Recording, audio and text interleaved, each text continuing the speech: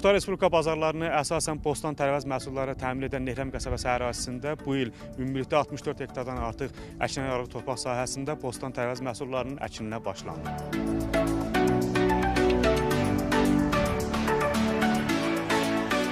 Qısa müddət ərzində Nehrəm qəsəbəsi ərazisində 64 hektar sahədə tərəvəz bostan məhsulları açılmış ki, bunun da 35 hektarı örtülü bostan məhsullarıdır. Bostan məhsullarının əkilməsi ilə bərabər onların suvarılması işlərinə də başlamışdır.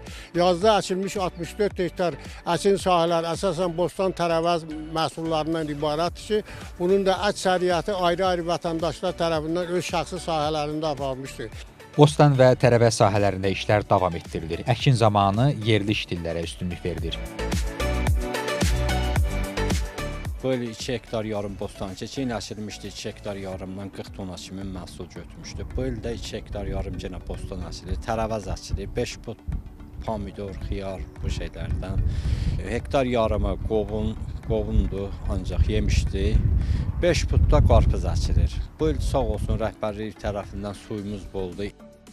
Ümumilikdə Nehrəm qəsəbəsində əkin sahələrinin həcmi 2000 hektara yaxındır. Bunun 1705 hektarı əsasən arpa və buğda sahələrinin payına düşür. Nehrəm qəsəbəsi ərazisində mən 23 hektar yer əkmişəm. Ya ikinci suyu verəndə mən 50 sentindən rahat biçirəm.